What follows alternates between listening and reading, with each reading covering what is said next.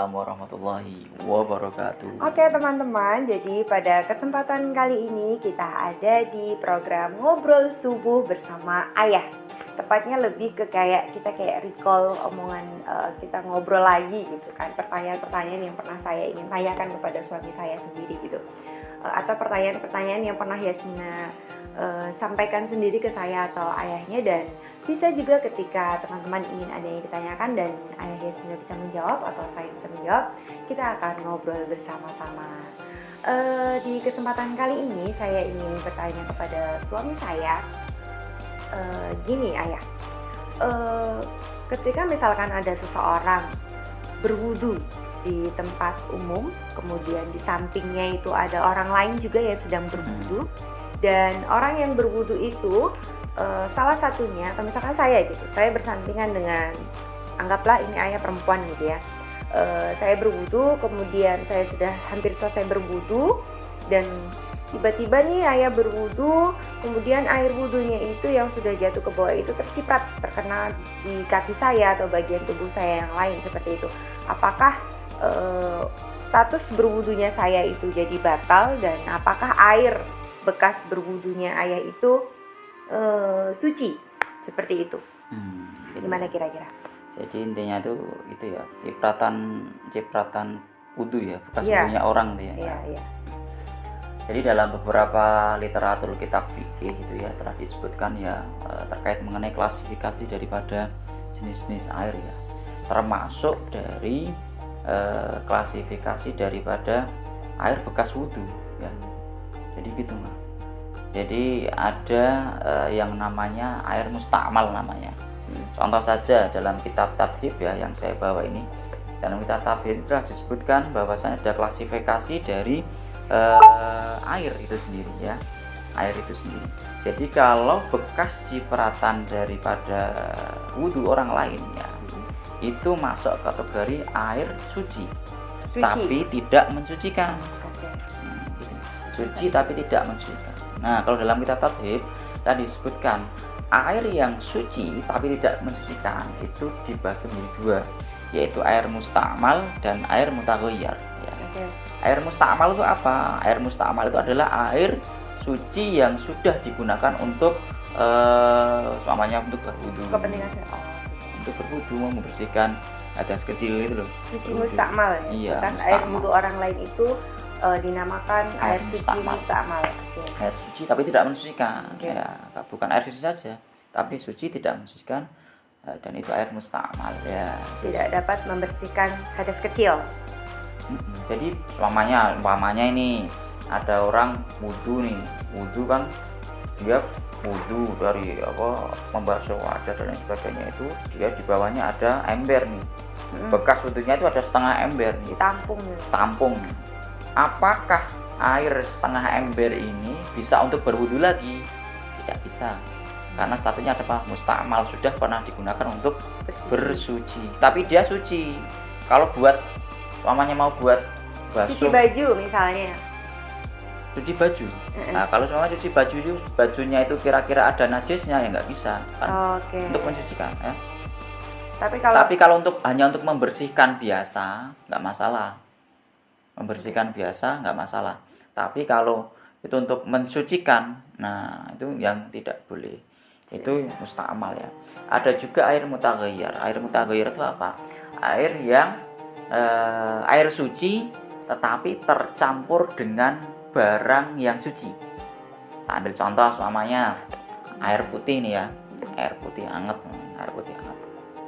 Kemudian dicampur dengan teh, berubah menjadi air teh ya kan. Air putih berubah menjadi air teh. Air teh ini suci apa najis? Suci dong. Air teh itu suci, tapi apa? Dia tidak bisa untuk mensucikan. Mensucikannya apa? Tidak bisa untuk berwudu atau untuk mandi besar, itu nggak bisa. Karena apa? Sudah berubah bau, warna dan rasanya. Jadi pada intinya air bekas berwudu itu adalah suci tapi tidak mensucikan. Jadi dia itu statusnya suci. Buat nyiram tanaman, buat apa kita megang air tersebut ya tidak najis karena sifatnya dia suci, tapi tidak bisa untuk mensucikan. air bekas wudhu tidak bisa untuk cebok, itu nggak bisa. Karena apa? Kalau cebok kan kita mensucikan diri kita kan. Ketika kita kencing itu status kita kan sedang berhadas kecil. Ketika kita berak kita sedang berhadas kecil. Jadi untuk menghilangkan hadas dalam diri kita harus mensucikan dengan air yang suci dan bisa untuk mensucikan, yaitu apa? Air mutlak tadi, air sumur, air apa yang belum tercampur dengan apapun. Kalau air untuk bekas wudhu tadi dia sudah dikategorikan air mustakmal namanya ya. Air mustakmal. Jadi air mustakmal yang bekas kita berwudhu itu tidak bisa kita gunakan untuk mensucikan lagi, membersihkan lagi. Tidak bisa kita gunakan untuk tadi ya seperti habis pipis atau cebok, untuk mencuci baju yang terkena najis itu tidak bisa, untuk mencuci piring. Untuk mencuci piring?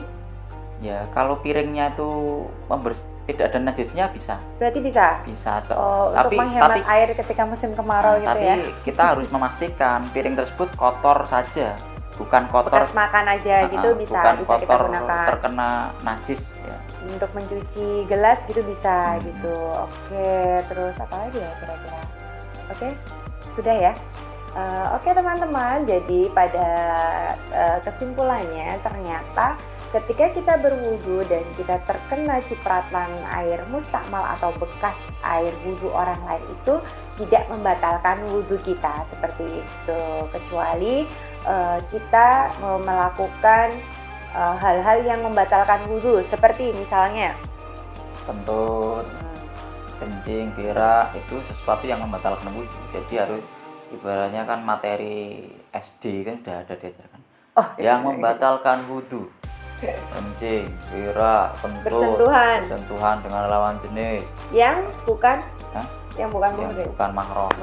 Yang bukan mahramnya. Nah, itu yang membatalkan wudu. Tapi kalau mendadak gila, ya, mabuk. Ya. Oke, terus apa lagi? Ya. Menyentuh kemaluan. Ya.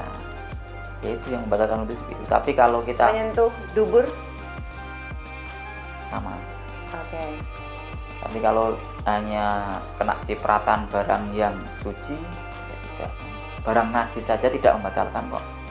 Soalnya kita sudah berwudu, kemudian kita kena barang najis, kena kencing, kita nginjek kotoran aja tidak membatalkan wudu. Cuma dibasuh saja. Karena apa? Dibasuh pakai air mustakmal tadi juga nggak apa-apa ya gitu. Kalau najis ya harus pakai air suci. Kan mencucikan. Kalau kita wudu, terus kita nggak sengaja terinjak bekas pipisnya anak, wudu kita nggak batal kan? Nggak batal. Tapi ketika kita membersihin, apakah harus pakai air mutlak? Air mutlak. Kalau bersihin kan dia barang najis. Untuk mensucikan, ya kan? Beda loh ya, membersihkan dan mensucikan itu berbeda. Oh iya. Ya. Membersihkan dan mensucikan itu beda. Kalau membersihkan itu bisa dengan air mustakmal, bisa dengan air mutlak. Ya. Tetapi kalau untuk mensucikan harus dengan air mutlak. Mensucikan ini apa? Mensucikan dari barang-barang najis. Itu harus dengan air mutlak juga air sumur, air apa. Membersihkan dari barang-barang najis atau bertujuan untuk membersihkan diri dari hadas. Nah, itu harus dengan air mutlak. Tetapi kalau air mustakmal, dia tetap sifatnya bukan najis. Untuk mensucikan. Ya. Oke, terima kasih Ayah pencerahannya. Oke, terima kasih teman-teman yang sudah menyaksikan obrolan subuh bersama kita berdua. Sampai bertemu di episode selanjutnya. Bye-bye. Assalamualaikum warahmatullahi wabarakatuh.